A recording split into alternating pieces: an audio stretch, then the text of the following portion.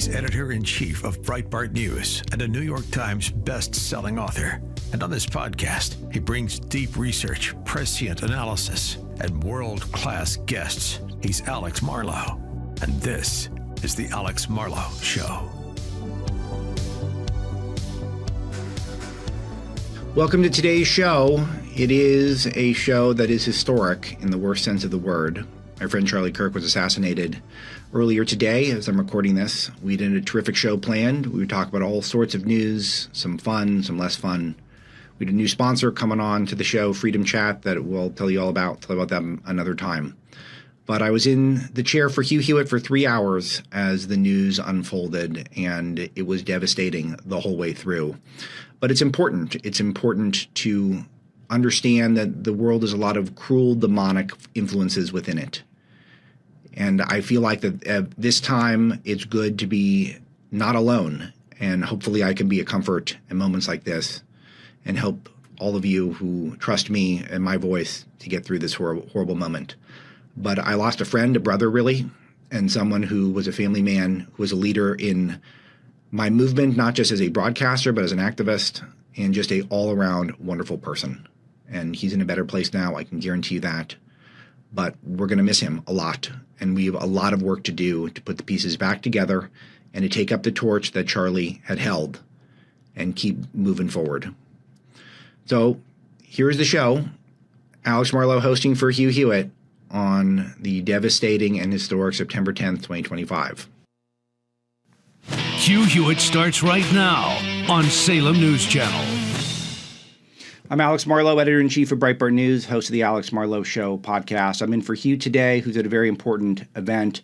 We're dealing with breaking news. My good friend and our colleague at Salem, Charlie Kirk, has been shot.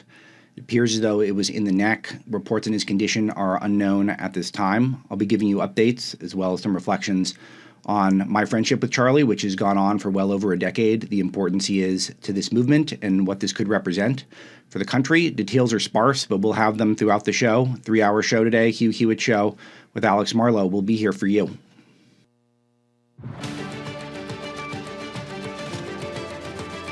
In a time of division and distrust, clarity matters more than ever. This is where common sense meets conviction. This is the Hugh Hewitt Show.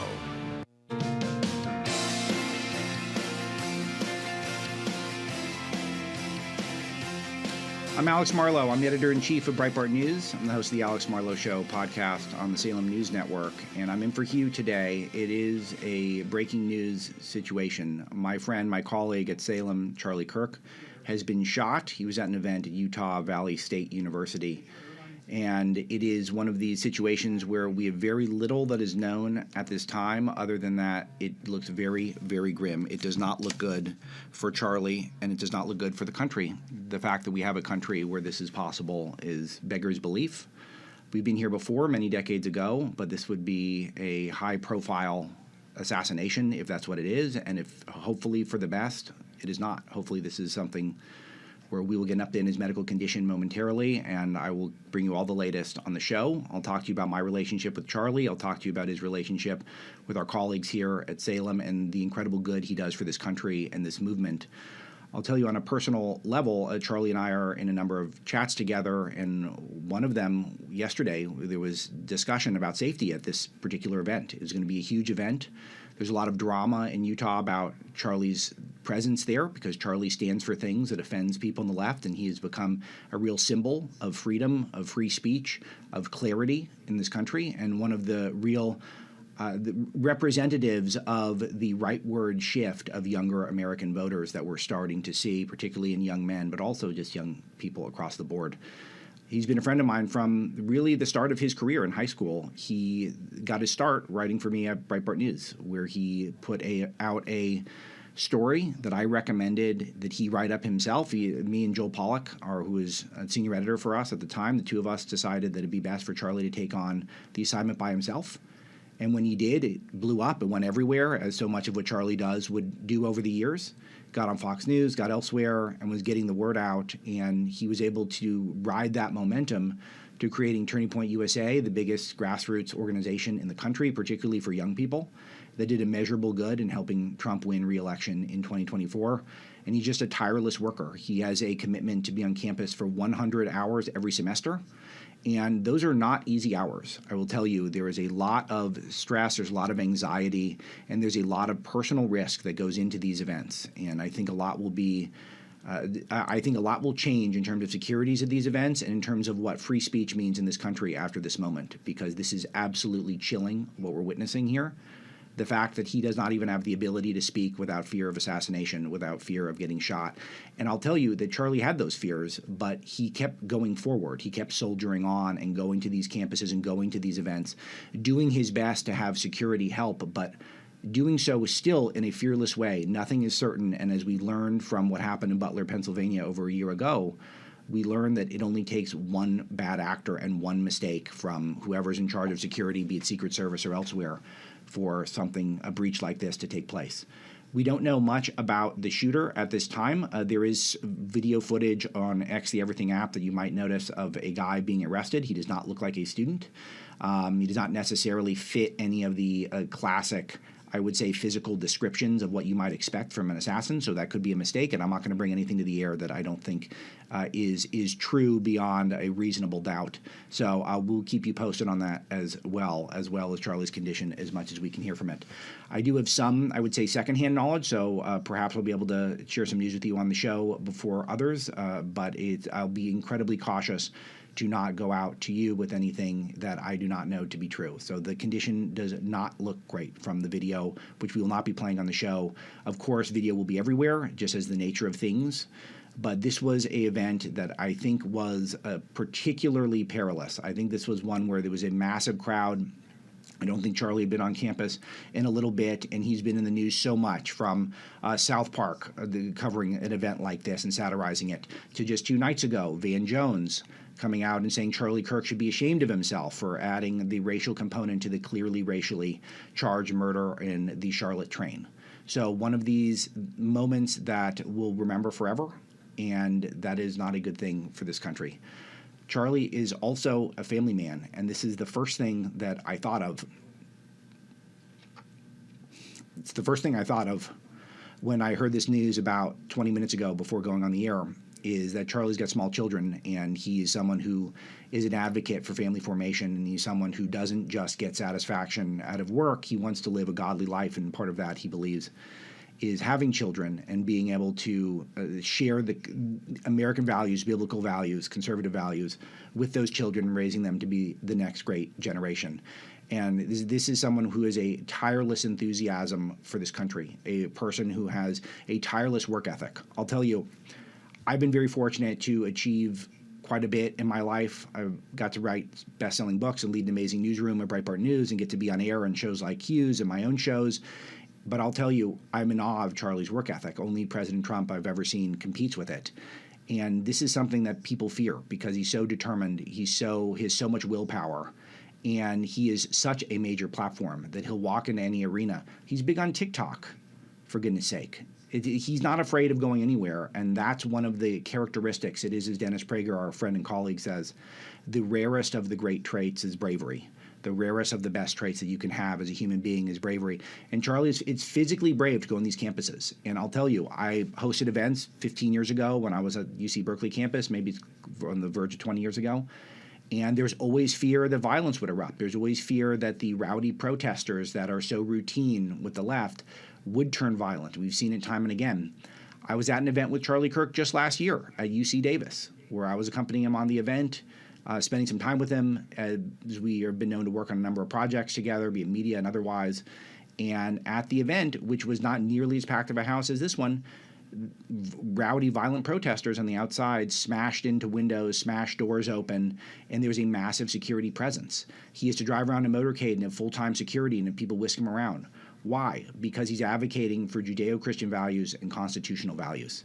And the fact that someone could represent those things while living a life of deep meaning and purpose, even outside of when he's doing his political activism, that person could be a target for assassins is unbelievable. The fact that he is unfairly criticized in the press so often, I think, will also be something that's discussed. But we will try to bring you all the latest on in terms of what his physical condition is right now. But I will say This is going to be a painful show, but it'll be important for people to be together and to feel like there is a place to understand and try to begin to understand what's happening in this country at this moment. It is a violent time, and a lot of the violence is coming from the political left, which would be a complete shock if that's not exactly what this is. And we've seen this over the last couple of days in this country, where the left has normalized violence. They've normalized crime. They've tried to do everything that they possibly can in order to they've tried to do everything they possibly can in order to try to minimize violent criminals, to try to get them on the streets, try to normalize our appetite for forgiving them. And we always knew this was possible. I was thinking about this because I just finished Selena Zito's book on Butler that she wrote about President Trump. But we still don't have answers, complete answers about what happened there. And if that bullet had been an inch closer to Trump's skull and Trump had died, then it would have been the most significant event in 100 years or 80 years at least in this country. And it would have been something where we would have demanded answers. And I don't know if we could have handled the answers we would have got. I think that people would have been so deeply disturbed. But we were able to move on to some degree because of the nature that Trump survived. We need to revisit those things. We need to try to get people clarity in this country, because you need to be able to be free to walk out, to speak, to represent conservatism, Judeo-Christian values, and to fight. And if Charlie is unable to do so because of the radical political environment that the left has got us accustomed, then there needs to be a lot of hell to pay. There really does. So what that means, we'll see and we'll discuss on the show. But for now, thoughts and prayers are encouraged and welcome. We're all thinking of Charlie here at Salem, the Hugh Hewitt Show. I'm Alex Marlow. I'll be with you for the next 2.5 hours. We'll have a lot to share. We'll be right back.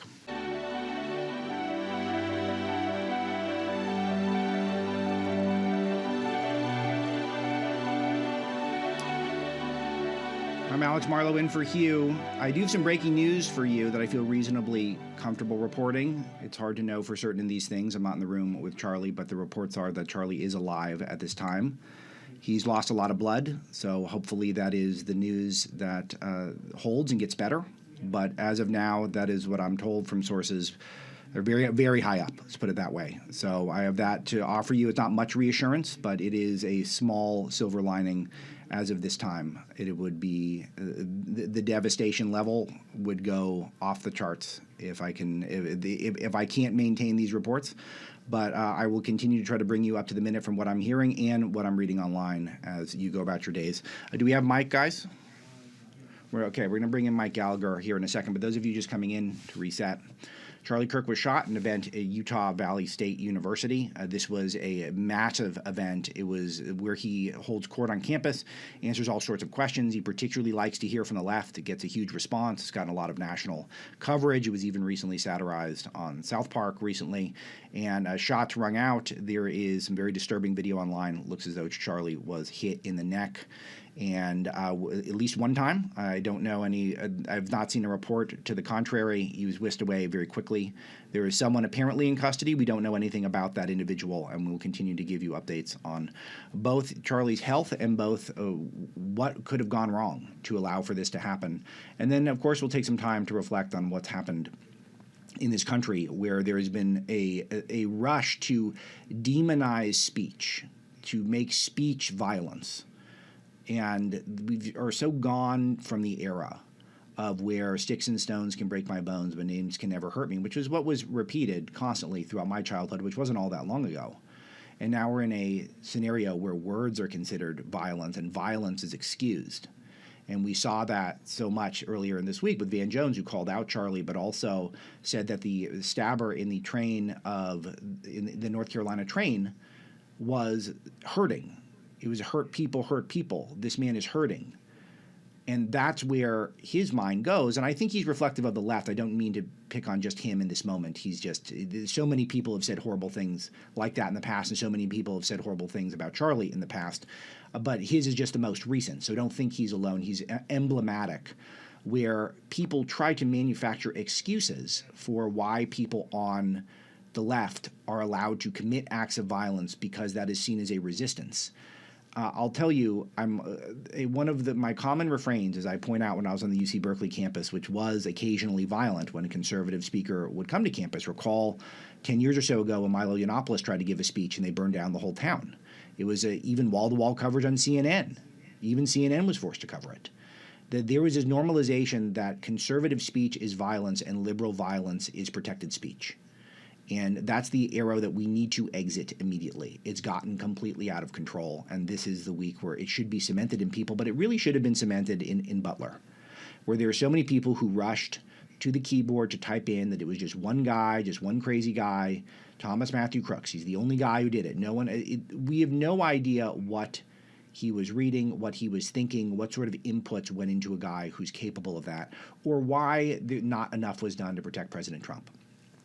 You think of this for example after example in recent memory, where you see a element of left-wing violence and people try to come after the way conservatives are portraying it. Think of any of these transgender shooters that are taking place, where there's a rush to try to portray, as they did with Gavin Newsom, making fun of the children, essentially mocking the children who are praying, as a trans shooter tried to gun them down or gun down many of them in a Minnesota church just a couple of weeks ago. The element where our media feels as though they need to come up with a justification for brutal acts of demonic violence against people who are praying, against people who are giving a speech on a campus. We used to be a much more resilient people, where we used to be able to stand up to ideas, to bad ideas. We used to be able to try to defend ourselves. We used to be able to use our speech to express our viewpoint and not have to attack people physically because you don't like what they have to say or how they're praying.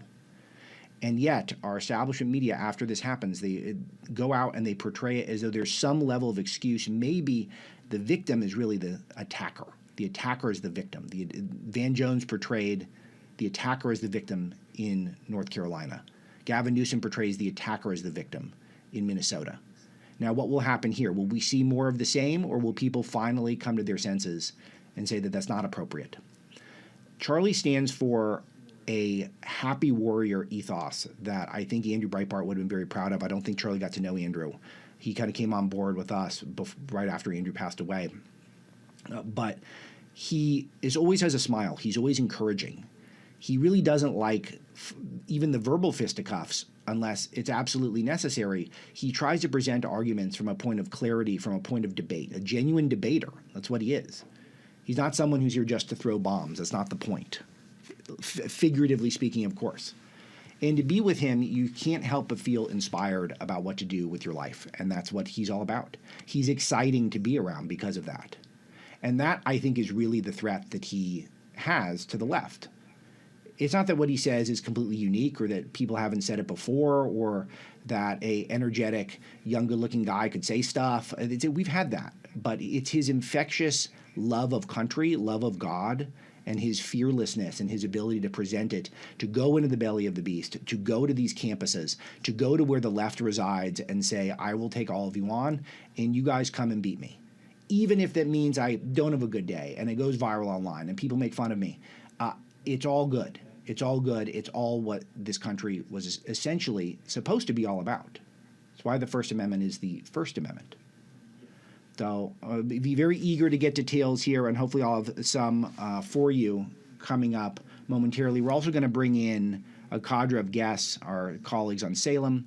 I'll have some breaking news reports to you from my Breitbart newsroom, which is, of course, everyone working maniacally to try to get details. And I'll try to bring you as much of the information as we can, as well as get any reflections that you might have on Charlie. I've got an email address, aloha@alexmarlow.com. If you send me an email, I'll try to read some of the best ones on the air, get some of your participation as well, and try to get some of your thoughts. I think it's important to commune as a country, as a movement.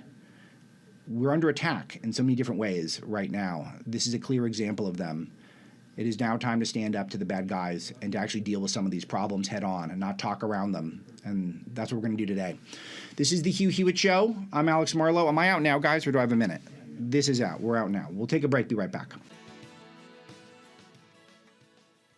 The Hugh Hewitt Show returns in 5 seconds.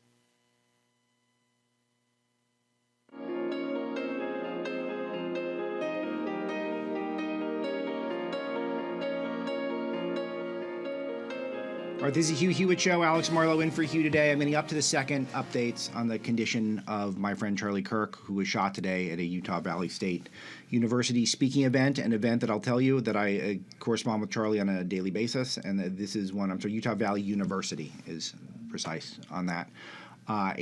This was one where there was a level of insecurity about the intensity of some of the attacks on him in the public space and whether or not this was going to be as safe of an event as it needed to be.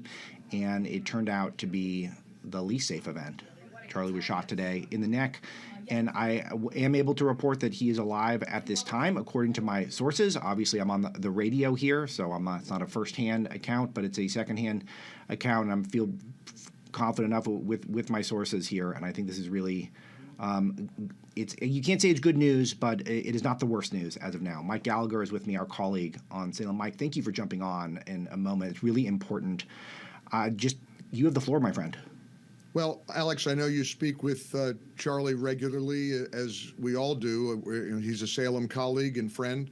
The overwhelming sentiment right now is one of prayer. People from all over the world are praying that he'll recover from this monstrous act. I don't think it's any secret that he needed security, and he had a lot of strong, brave people around him to try to protect him from what we're seeing right now is this horrible, horrible event.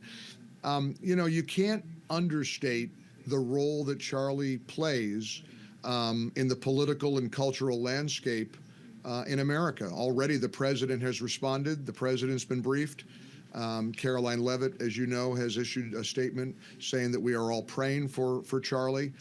But look, this is the world we're in. We go from talking daily about a horrific killing of a young woman on a light rail train in Charlotte to now Yes. the unthinkable. The idea that Charlie Kirk himself was shot. Reports are that, as you know, the suspect is in custody. The shot was reportedly fired from about 200 yards away in a building from the speaker, from Charlie.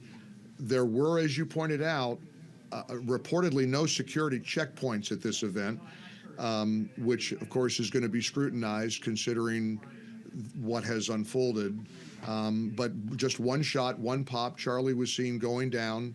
It has not been confirmed yet what hospital he was taken to, and there are unconfirmed reports that he is in critical condition right now. So, look, Alex, all of us are shook. We're all just shaken to the core because this is unimaginable, and yet in many ways, some would say it's the atmosphere we're in right now. The left is increasingly relying on violence and embracing acts of violence toward people that they disagree with. And it just seems incredible to me, Alex, that our own Charlie Kirk has been the victim now of this kind of unspeakable evil.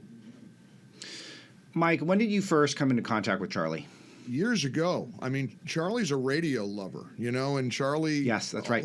Affectionately called me one of the old men that he loved listening to. Of course, he grew up listening to Rush Limbaugh with his parents in Chicago. Charlie's story is worthy of any, life story that you could chronicle in a book or a movie. He came up with Turning Point USA in his parents' garage. But he has always been a self-described radio guy at heart. So Charlie frequently texts me during the show because whatever part of the country he's in, he might be listening to my show on his way in to do his show. And I lean on Charlie's commentary and his content a lot, like I know you do, like we all do, Sure. because Charlie's a trailblazer. He's gone into the proverbial zeitgeist. You can't read now an article in the New York Times or the AP or the Wall Street Journal anywhere where Axios comes to mind, where Charlie is routinely cited as one of the most prominent voices of conservatism in the country. He and Turning Point got Donald Trump elected. If you don't have millions and millions of doors knocked on, and the message of faith and family and freedom that Turning Point advances, one could say that we'd be sitting right now with President Kamala Harris. And so, Charlie is a beloved husband, father, a mentor to many, and certainly a very prominent figure in the conservative movement, maybe the most prominent figure, which is what makes this act even all the more devastating. Well said, Mike. Hang with me. When we come back, I'm going to ask you, is this a moment where we all are going to cower in fear, or is this a moment where we're going to fight back? I got a feeling how you'll answer that one, but what does fighting back look like in this moment of left-wing ultraviolence? We'll be right back on the Hugh Hewitt Show with Alex Marlow.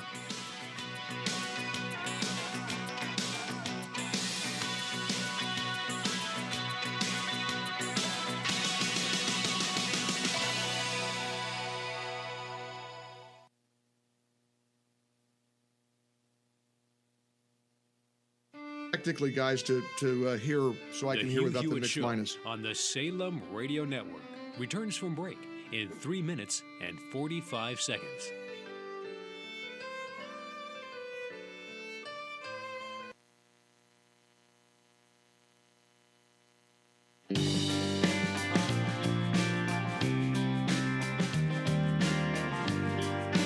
And you're live. This is the Hugh Hewitt Show.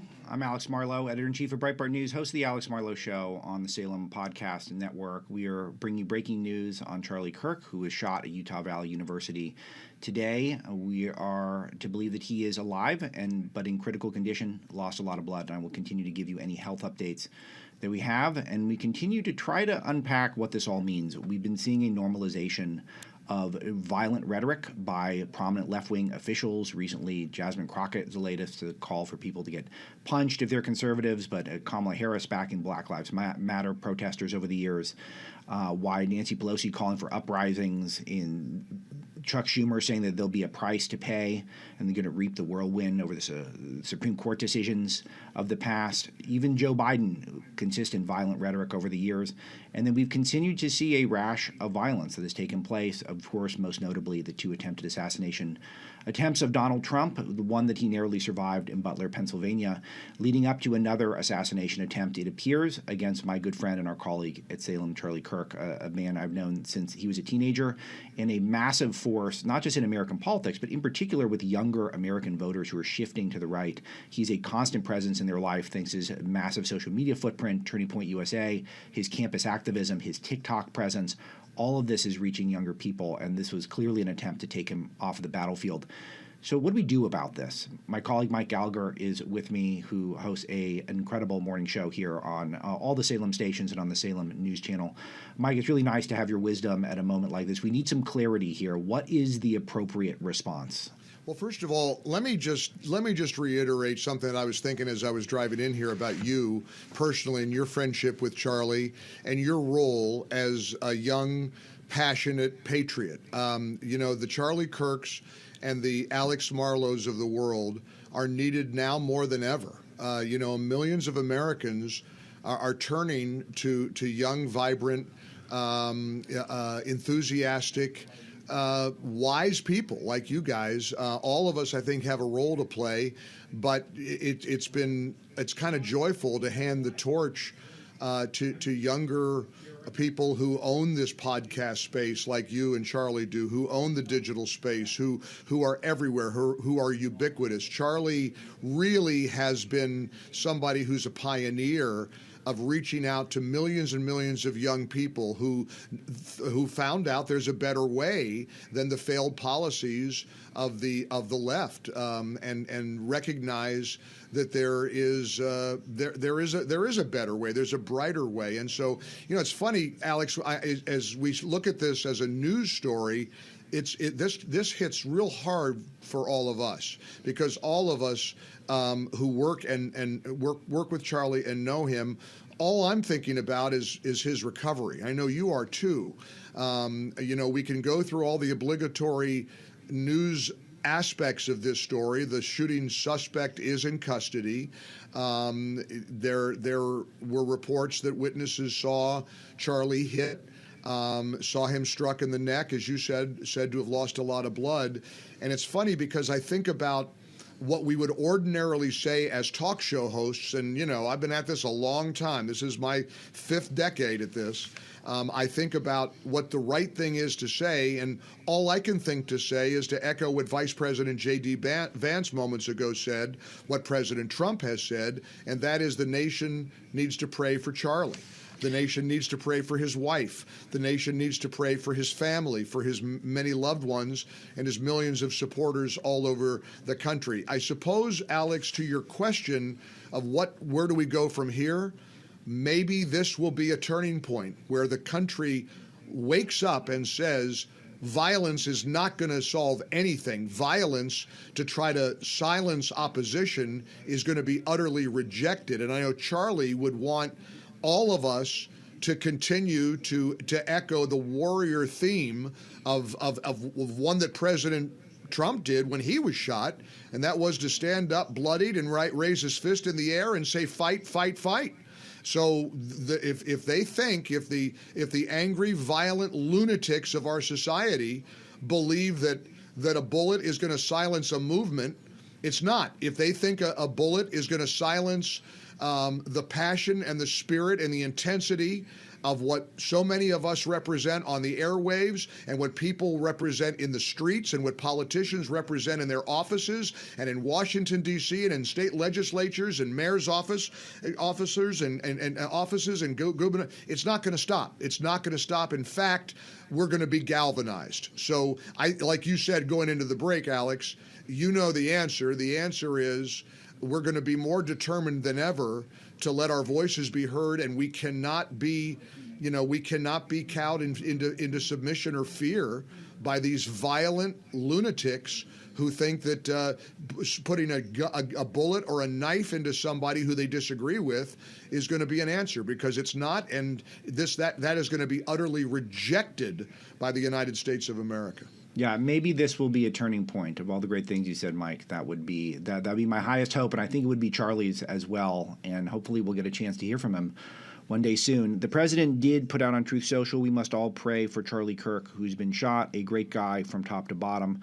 God bless him. And it just really there's something else there, Mike, that I touched on in my opening about how Charlie does have a family. He has children. He's got a wife. He's got the rest of his life in front of him, where he'll be immensely powerful should he survive this, and it will get to have a lot of joy and privileges that he's earned through his hard work. And to have that deprived of him because someone doesn't like some of the things that he stands for or has to say, that's not something that this country is all about. It's not what we're supposed to be all about. It's supposed to be the opposite. We're supposed to be, the American dream is supposed to be, we get to choose our own adventure there. And if it becomes that you distinguish yourself as a commentator, as someone who brings news and analysis and entertainment and debate and politics to a vast, vast, vast audience, then shouldn't that be your right? And is that not acceptable to the left in this country at this time? And Alex, let's hope that his critics, his most vociferous critics, will stand up and denounce this. Yeah. Let's hope and pray that even the people who disagree with him ideologically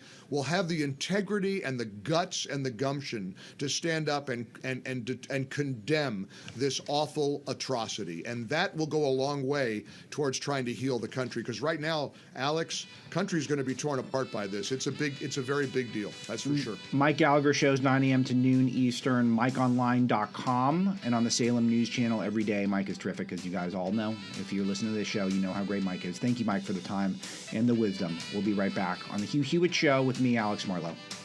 Portions of The Hugh Hewitt Show are sponsored in part by Consumer Cellular.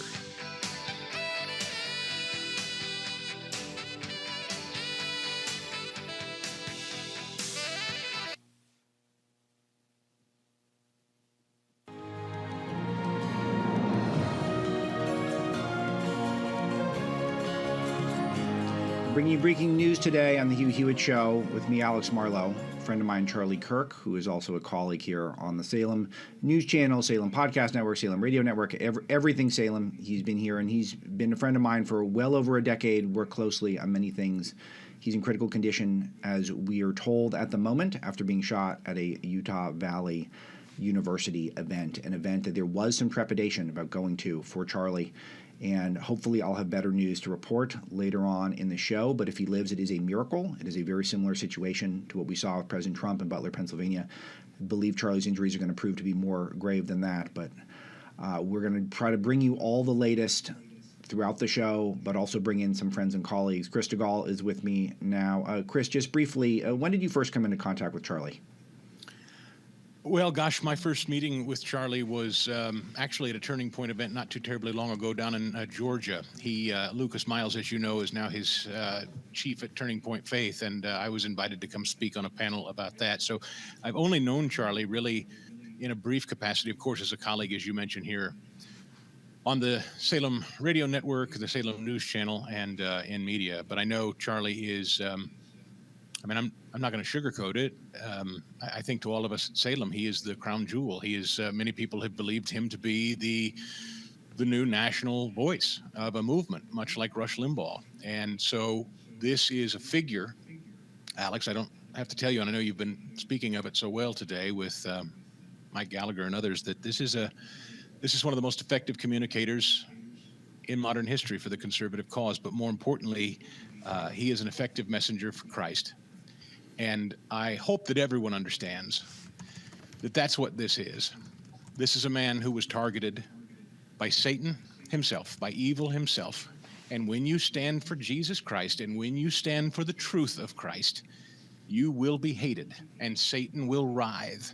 But I can assure everyone watching today, Alex, and listening today, I can assure everyone, if this lunatic or any other lunatic thinks that they will stop and silence the truth of Christ and the truth that we know to be true, if they think they're going to silence us with a gunshot or a bullet, President Trump said it best in Butler, I am certain, I'm going to say when Charlie Kirk comes out of this, he's going to say the same thing President Trump did, fight, fight, fight. My resolve is greater than ever before, that we continue to speak and not let these thugs intimidate us into thinking this is the new way forward for this country. I refuse to accept it. And Alex, I'm sorry, I know we're all very emotional about it today, but yeah, and that's appropriate. It is something for me. The first thing I thought of as a friend of Charlie's was my family and my own children, and what it would be like if it was me up there. And he's so brave to do this over and over again, dozens of times a year, to go up there and to put himself on the line, because he is not just a vehicle for conservative values, but you're correct to say Christian values. And that is something that is always going to offend the worst people in the world and maybe beyond this world. Chris DeGaulle, hang with me after the break. We have a lot to talk about here about what this means, and I'm going to get some breaking news plus media clips who continue to disgrace themselves even in the most important moment for breaking news. They can't help themselves. This is the Hugh Hewitt Show, and I'm Alex Marlow.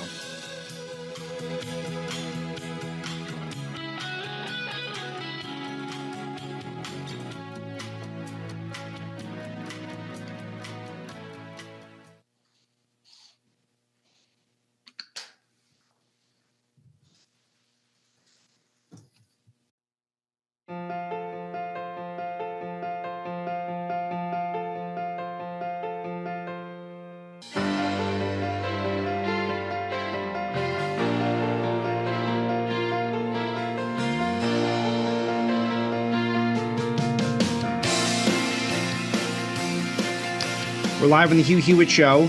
My name's Alex Marlow. I'm the editor-in-chief of Breitbart News, and I'm also the host of the Alex Marlow Show podcast on the Salem Podcast Network. And we are closely tracking the devastating news that Charlie Kirk was shot on a Utah campus earlier today at an event where he holds court and he tries to talk to young people about conservatism, about Judeo-Christian values. The security of this event was, what I'm told, not sufficient, not adequate. America's college campuses are not safe. They're places of violence for people who have Judeo-Christian and conservative ideas. They have been for a long time. And this is the worst incident that we've seen in some time. I'm getting reports from my sources close to Charlie and people who are high in the U.S. government about his condition. I'll continue to bring you those in the show as I have news, but he is in critical condition. And at this time, it is truly not, this is one where you must be praying as hard as you can right now. There is no other way to put it, that this is deeply, deeply on the edge, and it's not something that it brings me, it is painful to report. Charlie and I have been friends for over a decade, and I will continue to try to honor what he stood for in today's show, as well as give you any reports in the news. We'll also later on talk about how they're tracking things on establishment media outlets, places like MSNBC, places that are completely unequipped to inform the public at all at this time about people like Charlie. They've never understood him. They've never bothered to understand him. They've just used him as a pincushion to try to attack him and foster a climate of violence, which has increasingly become a real thing in the United States of America. Charlie, of course, is the founder of Turning Point USA, my colleague on the Salem News Channel, and is, as Chris DeGaulle, who I'll bring back in a moment, said, is the sort of the crown jewel of Salem. He's not just a aspiring Rush Limbaugh, he's also one of our most powerful activists, which even goes beyond that. So it's even beyond talk radio. It's beyond social media. He is one of the people who has forged a relationship with President Trump because he is one of the conduits to the youth vote, to get people who are young involved in the conservative movement. As the cliche goes, the young people are our future. They're also our present, and this is the country we are trying to conserve for them. Charlie has been the most tireless person in my age group. I'm a few years older than he is, and trying to bring those values and messages to the public. It is a marvel to watch him work, and all we can do is hope and pray for the best and just get up and fight when all the dust settles. Chris DeGaulle, my colleague on Salem, is here. He hosts the early morning show. Chris, it's 6 to 9, right? I always catch it on podcast, right? 6 to 9 Eastern time. 6 to 9 Eastern every day. 3 to 6 where I'm at in the West Coast and on the Salem News Channel. He does a beautiful job, I think, connecting some of the connective tissue between conservatism and as well as Christianity. And speak to this, because this was a very profound thing you introduced at the end of the last hour. I wanted you to opine on this a little more, how Charlie isn't just about conservative values. He's about bringing the message of God to our campuses, which really need it. Yes, and we have seen, Alex, now multiple events like this where Christian schools have been targeted by trans activists, and we don't know yet who this suspect in custody is. We have no idea, but I can bet you dollars to donuts when we find out who he is. It's not just that Charlie is a great conservative. Charlie is a man of deep, abiding faith. I mentioned that I don't know him like you do. I really don't know Charlie very well at all. I know him professionally. I've had very limited interaction with him personally, so my deepest sympathies to you and those of you who have an intimate friendship with him, certainly to his wife, his fairly new wife, as I understand it, and a new child. Charlie was a light for Christ. And when you are a light for Christ, you are the biggest target, really, ultimately. And here's what I know. Here's what I think I know. I think I can say this about Charlie without really knowing the man at all. Because I know he has a deep, abiding faith in the Lord, I know that's what allows him to go out into places like this, and probably his wife. I am sure they have had conversations. I'm almost certain they've had conversations about, are you in danger? And I'm sure there's been security discussions many a time before today about Charlie putting himself in harm's way in speaking the truth and standing up and being a bold light, not just for politics, but again, for the faith. And I know that Charlie goes out there unapologetically and unafraid. And when you have the truth of Christ in your heart, as Charlie does, I know he was not afraid today. And whatever his health status is at the moment, I know he does not fear. And I know if God forbid the very worst outcome today should happen, I know Charlie knows exactly where he's going. And the truth will win the day, Alex. That's the thing. And I posted this on social media today. The truth will win. You can try to censor. You can try to jail. You can try to assassinate. You will not silence the truth. You won't silence the truth of the Word of God. And you will not silence those of us, people like Alex Marlow, people like Hugh Hewitt, people like Mike Gallagher, people like Charlie Kirk and his colleagues, and certainly this fathead talk show host. I'm not going anywhere. You're not going to shut us up or shut us down. If you think you can intimidate or kill or jail or break us to keep us from sharing the truth, be that political truth or be that our Christian faith, our Judeo-Christian values, it won't work. There aren't enough bullets. And so, Alex, I just stand resolute today knowing what Charlie stands on based on what I know about him through what I've heard and listened to. Again, my invitation to his Turning Point Faith event, it was an honor to be a small part of it. This was not a man who just stood up and argued with kids on a college campus.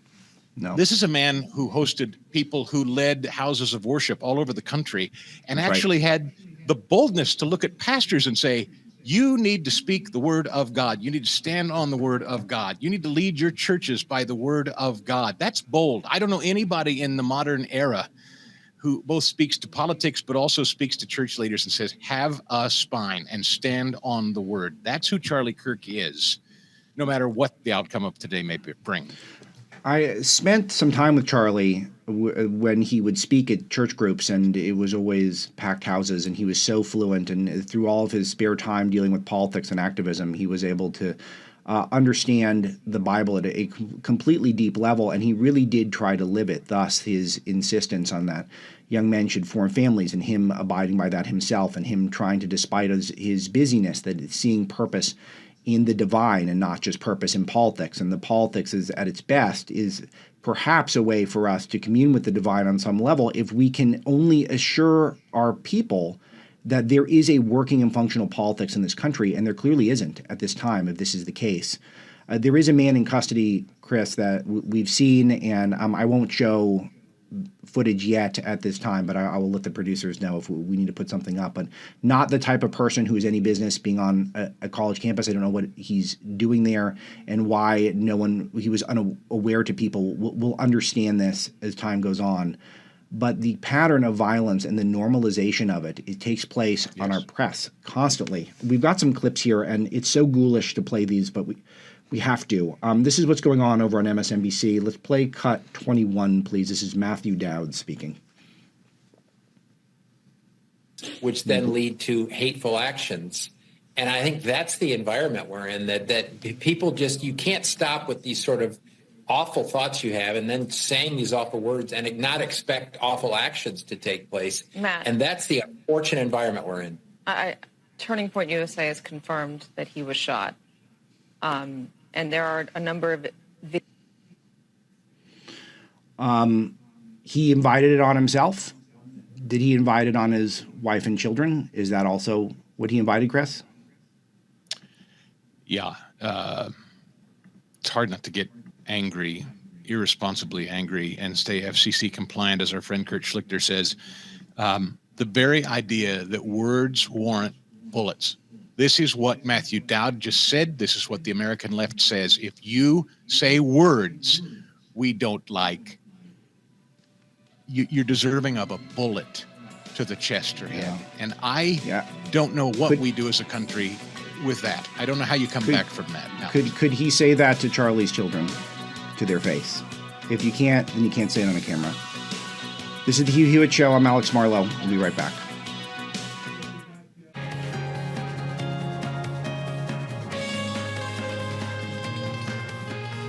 All right, I'm Alex Marlow. I'm in for Hugh Hewitt today on a devastating day for America, as well as all of us at Salem News Channel. Charlie Kirk is a friend and a colleague of ours. I will note that this video of a alleged suspect may not be the actual shooter. It might just be a crazy person on campus. So, Dwayne, it's very good that we didn't report that. We're trying to get the latest on the condition of Charlie Kirk. The news that I'm getting through back channels is not good. As you can imagine, any of you have seen the footage that Charlie was shot in the neck at a Utah Valley University event on campus. And the reports was from some distance. And Charlie's been the subject of a number of verbal online attacks. There's been physical violence at his events in the past. I've witnessed it personally, but never anything like this. And this is a moment where America prays not just for Charlie and his family and his children, but our country. Matt Boyle is on the line with me. He's our Washington bureau chief. Matt, let's start with the reporting. What do you know? Well, the speaker, first off, I want to just say, I don't want to be the one to break this news, but the Speaker of the State House of Utah has said that Charlie Kirk has died, and I don't have a reason to believe that is not accurate. So I think that is correct based off of what my sources are saying, and just a terrible moment for the conservative movement, for the nation, for President Trump's supporters, for all Americans, frankly, and just So we're going off of I'm seeing this online on social media. This is a tweet from the Utah Speaker of the House. Also seeing John Solomon's Just the News reporting it as well. I imagine that no one from Just the News is with Charlie, so I'm guessing that he's getting that from someone. And it's such a moment of information. It's just so hard to know what's true. But you believe, Matt, that that's the sourcing is solid there. I think so. Yeah. So I don't have a reason to disbelieve it, and my own sources are saying the same thing. So I don't want to be the one confirming it, but it's a terrible story to confirm. But so I'm not going to dissuade you from that. Unbelievable. Hard to process it. It's hard to process it, especially in a moment where there's so few trustworthy people in the media to even discuss these things, much less report on it factually. There are also reports that the suspect is not in custody. And you see a moment that could be a watershed moment for the country. It feels like, unfortunately, Matt, we've been building towards something like this. The left has been normalizing violence in our cities. We've seen it this year. Has been a law and order discussion every day about how the rhetoric from the left is excusing violent criminals, portraying them as victims, and then you see the attacks on people like Charlie, someone who stands up for conservative values on campus and on the airwaves. What are we to make of this moment in this country? Look, Charlie Kirk is a titan of the conservative movement. It's still hard for me to process this, but like a titan of the conservative movement. I don't think that we would be in a place where we are as a conservative movement without him. So it's just. I'm shocked here, right? Like, you're right. The radical left is out of control. We're seeing it right now, right? Like the establishment media, MSNBC, CNN, they're being totally ridiculous right now. They're behaving as though you would expect. We're seeing statements from a number of possible 2024 Democrat contenders rushing out to condemn it. But people like Gavin Newsom, I mean, just a few weeks ago, he was out there calling for violence against Republicans, right? He was going to say he was going to go punch Republicans in the face, right? Like this needs to stop now. Like, and so the behavior of and criminality of the Democrat Party and the radical left at this point in our nation, and I say Democrat Party, I mean, yeah, like frankly, the Democrat Party condones this nonsense. Right. I mean, we're seeing it. You saw the incident in North Carolina earlier this week. The fact is that this is just totally ridiculous. It's out of control. It needs to stop. In society, we've got to heal as a nation. And so, I'm hoping that all the people and all the reports out there that this is taking the turn for the absolute worst are not true.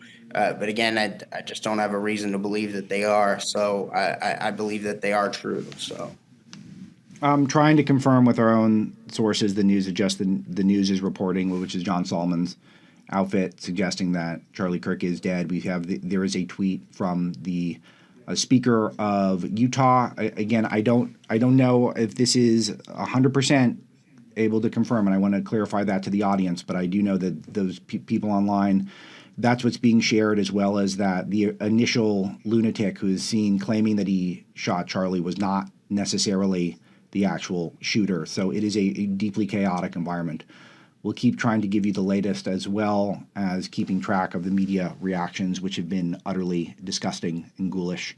And will only continue to create this climate of violence. I don't understand how the left can look at themselves in the mirror after this. They've been egging on their most violent criminals, excusing them, letting them on the streets, trying to minimize, act as though they are the victims over and over again. The stabber in Charlotte, he's the victim. The trans shooter in Minnesota, he's the victim. They're all the victims. They're all the victims of us, the oppressor. And they see Charlie as the oppressor. That's how they saw him.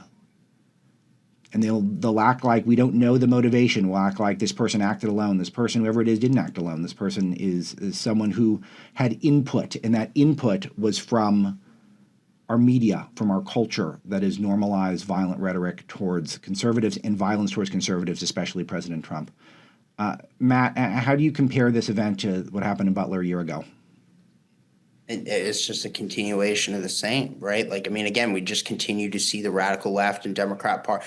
Look, it's hard for me to as a journalist here, point out that an entire political party in America is rotten, but that's where we are. The Democrat Party is rotten, right? Like there are major problems here. Like they are the party of criminality, right? Like, so it's not like you have minor disagreements between the two parties anymore. There are major cultural and societal norms that are different between them two. The Republicans of the party of law and order, the Democrats are condoning this behavior, right? Like they're condoning criminality across from coast to coast. We see it every day. I saw Democrat Congresswoman Jasmine Crockett out there saying, oh, the criminals are just trying to survive. Like, this is not normal. We cannot become a society where this is acceptable, right? Murder should be zero, right? There should be zero murders in America. There should be zero rapes in America, right? Like, this is not an acceptable situation to say, oh, well, okay, like this many is okay. Like, that's not correct. That's not normal, if, right? Like, if the news that's being shared online is true, we'll grieve and we'll mourn, but we won't forget, and the fight will get even more intense. The tolerance of the evil people who are dominating left-wing politics and discussion in this country will be non-existent. There will be a total reckoning that takes place. What that looks like, that will play out over time, but this has got to be a turning point for this country. Thanks, Matt Boyle, for the report. Chris Stegall will join me when I come back. My name's Alex Marlow. I'm in for Hugh Hewitt. We're live for another hour and a half. Stick with us.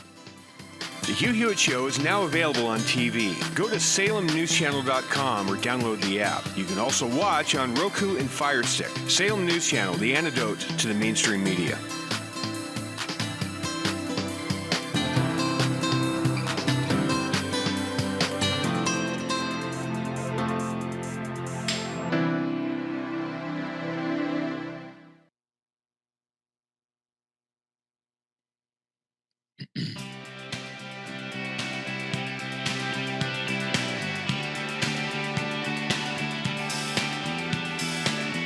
Alex Marlow here in for Hugh Hewitt today.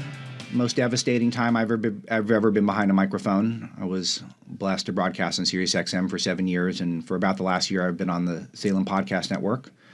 Filled in for my friend Charlie Kirk a number of times, who got his start writing for Breitbart News. Reports online is that he has passed away. I have not confirmed those personally. When I feel like the sourcing is solid, I'll bring that to your attention again, but there were assorted tweets online suggesting that he was shot and killed today at an event on campus in Utah where he was shot in the neck. Anyone who has seen the video online, I don't recommend it. It looked terrible. It looked significantly worse than other comparable events that we've seen in recent years. I don't think I need to fill in the gaps there. These events are very meaningful in terms of being able to reach younger people where they are, which is on the campuses, which have been left-wing hellholes in this country in many ways. Of course, there is some good that's done there, but overall, they've become petri dishes for left-wing activism, and the activism, I think, recruits younger people who grow up in normal American families, and they go to these campuses, and they're not safe there, and they're not safe particularly if they're a conservative and they want to be outspoken. So clearly not enough was done in terms of security. We will learn more about that as time goes on as well. But at the moment, I can't stop thinking about Charlie and his family, his movement, and the life that he would lead should he survive this, or would have led if he does not. It's one of those moments where surely words cannot articulate how significant of an event this would be for this country. And can this be a turning point? Can this be a moment where America stands up to the left-wing violence, stands up to the radicalization of our campuses, and to this increasing pull within our left-wing establishment and in our left-wing media to normalize this type of behavior in our streets? Chris Stegall is back with me, correct, guys?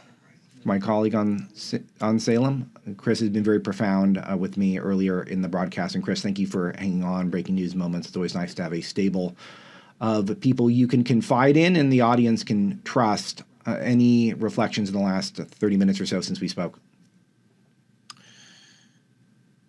Matthew 5 10 through 12. Blessed are they which are persecuted for righteousness' sake, for theirs is the kingdom of heaven. Blessed are ye when men shall revile you and persecute you. Rejoice and be exceedingly glad, for great is your reward in heaven. John 15, 18 through 20.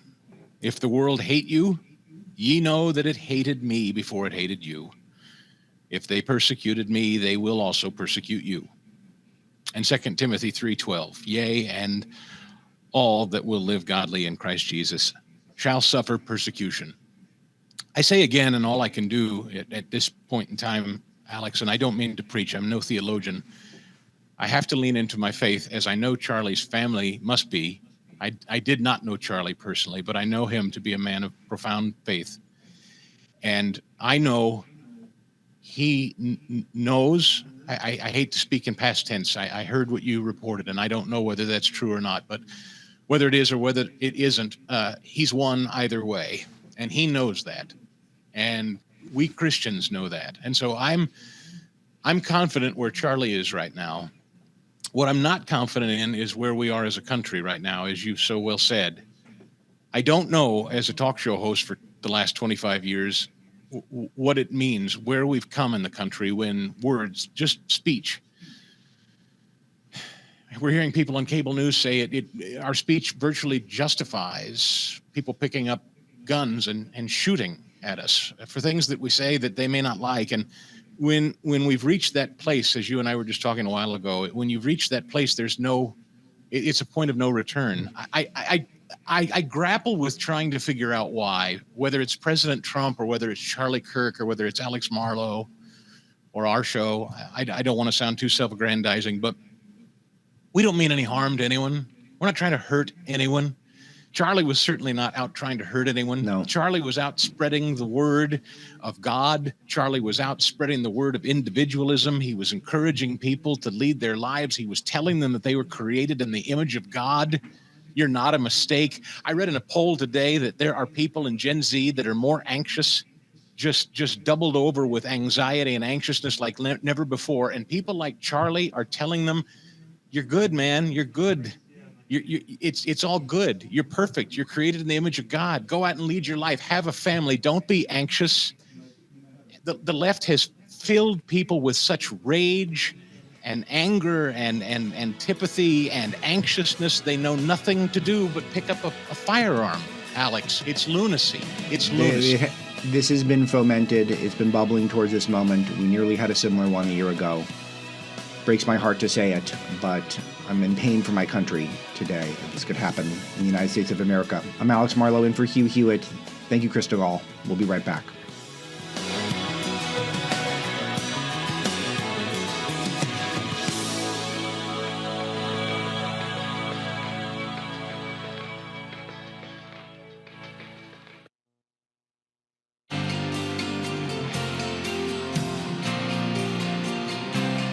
This is the Hugh Hewitt Show. I'm Alex Marlow, editor-in-chief of Breitbart News. In for Hugh today on this devastating news day. There are reports that are all over the map. Real America's Voice, which airs Charlie Kirk's show, has said that he is dead and has passed away at the age of 31 years old. This is not what I would regard as a hard confirmation. I just want to share with you, the audience, what I'm reading and what's being sent to me at this time, and as soon as I know anything more definitive, I will make that perfectly clear to the audience. But whether we are speaking in the past or present tense, Charlie Kirk is a giant. He'll have inspired millions of people, and this is a very dark day in the United States of America. Kurt Schlichter is on, an old friend of mine, a friend of Andrew Breitbart's. And Kurt, I can't help but think that this is the most devastating news I've had since the passing of Andrew Breitbart, which was under completely different circumstances. But I can't help but feel some deja vu. Yeah, Alex, God, I'm sorry to be back with you under these circumstances.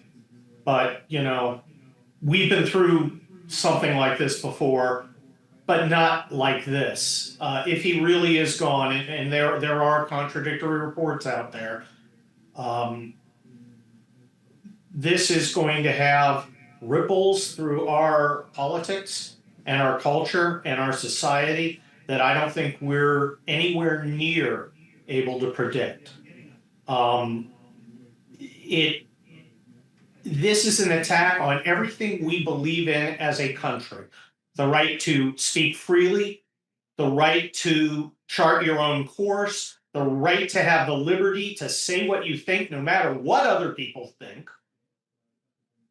And somebody decided that Charlie Kirk couldn't do that and put a bullet in it. And I'm so angry. I can barely express. And look, I knew Charlie Kirk a little bit. The last text he sent me was thanking me for asking him to come on a show I was guest hosting. He couldn't do it, but he thanked me for reaching out and asked. That's the kind of guy he was. A patriot, or is, God, please, is. A patriot, an American legend. I'm rarely at a loss for words, but I am now. At least words I can say on the air. I think, Kurt, you channel what all of us are feeling at this moment. And it feels like to have someone try to assassinate you and perhaps assassinate you for speech, for speaking about God, for speaking about our Constitution, for speaking about how to preserve the Republic, specifically, to have that be the specific reason. This goes beyond politics. It transcends what it means to have political violence that we've known of this country in the past several decades.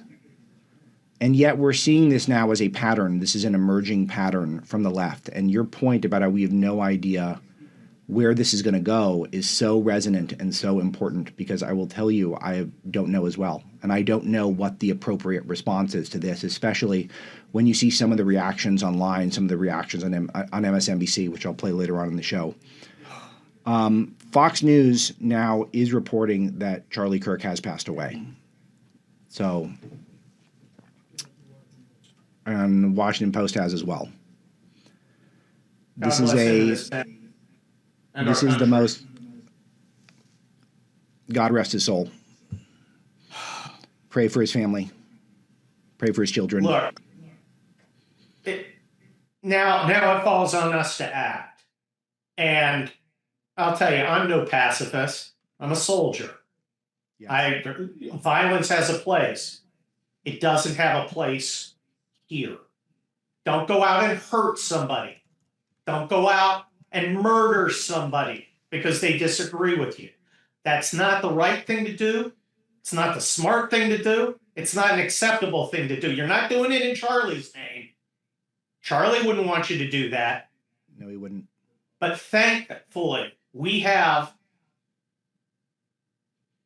the control of federal law enforcement, and we can seek out the wrongdoers, because there are wrongdoers out there. It may have been just one lunatic who pulled the trigger, but there are other people behind it, and other people who are systematically subverting our country outside of their constitutional right to speak freely and to petition for the redress of grievances and to exercise the right of the free press.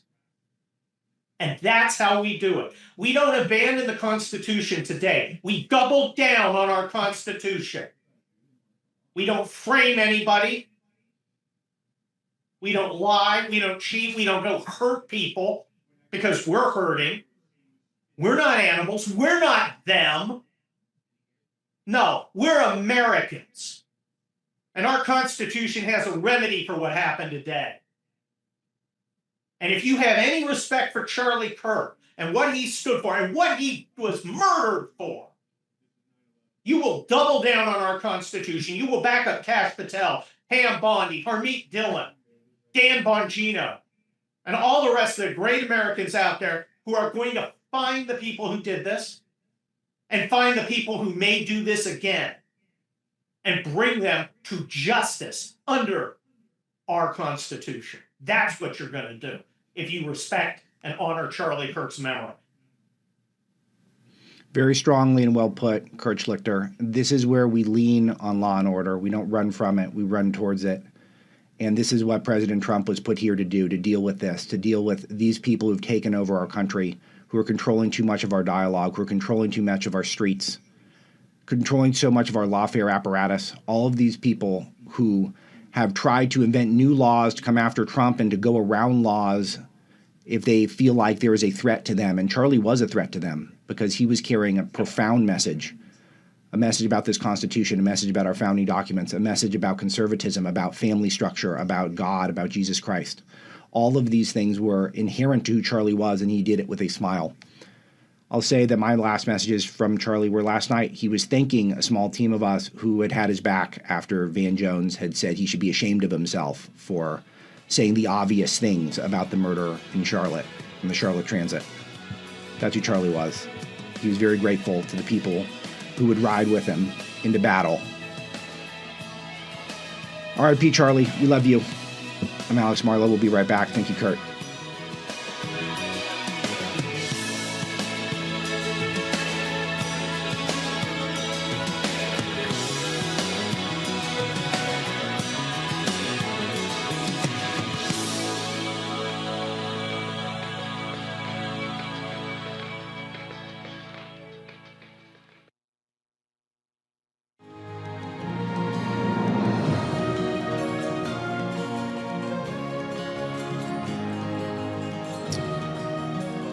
Hugh Hewitt's tweeted, "Eternal rest grant unto him, O Lord, and may perpetual light shine upon him. May he rest in peace. Amen. Every murder is grievous, but I've never had a friend and colleague murdered before. For Charlie to have been assassinated for his beliefs and for attempting to persuade college kids of their truth is sickening beyond words. Charlie has been doing his work since 2012 in classrooms large and small. In the beginning, they were small. He worked hard at learning more every day, was unfailingly kind and generous to colleagues, and would not tolerate hate in his organization. So deeply grieving for his family, friends, and the United States." Beautiful message from Hugh. President Trump has sent out the following message on Truth Social. "The great and even legendary Charlie Kirk is dead. No one understood or had the heart of the youth in the United States of America better than Charlie. He was loved and admired by all, especially me, and now he is no longer with us. Melania and my sympathies go out to his beautiful wife, Erica, and family. Charlie, we love you." He accomplished so much in such a short amount of time. And now, the same way that our founder of Breitbart News, Andrew Breitbart, accomplished so much and yet somehow managed, I believe, to influence even more people after his passing, that has to be the legacy that we fight for Charlie. Those of us who get behind a microphone, those of us who might want to sign up someone to vote, those of us who might want to reach out to someone in your life who might be troubled and might have second thoughts about it, that maybe they're not seeing the light and maybe you can help them with their faith or with their politics or with their family. All things that Charlie fought for on a daily basis, but not just for each individual, but for us as a collective. He was a believer in this country. He was a believer in our founding documents. He was a believer in the Bible, in Jesus Christ. And that's what drove him to go to campuses like this, where he knew there was a risk. He knew it wasn't entirely safe, but he believed that he was going with God and he had a message. And he was uniquely positioned to be able to deliver that message to people who needed it most, the people who had been targeted by the left-wing establishment that's co-opted and taken advantage of our university system and the government largesse that funds it. To be able to condition young Americans to not support our founding documents, not support Judeo-Christian biblical values, but to fight against it. When we come back in the next hour, I'll play some more demonic clips from what we're up against in the establishment media, the people who couldn't get to a microphone or a camera fast enough to tell you why Charlie may have had this coming. He didn't have anything coming. Charlie was a close friend and a very good person who helped me more times than I can count. So much of the work that I've done was either with Charlie or because of Charlie, and there are dozens, if not hundreds, of people who are the top of the conservative pyramid in terms of influence, and thousands, if not millions of more, who were growing up with Charlie as their voice. We shouldn't have had that taken from us, and what we do next is going to be a big test for all of us. This is the Hugh Hewitt Show. My name's Alex Marlowe, editor-in-chief of Breitbart News, and I'll be with you another hour.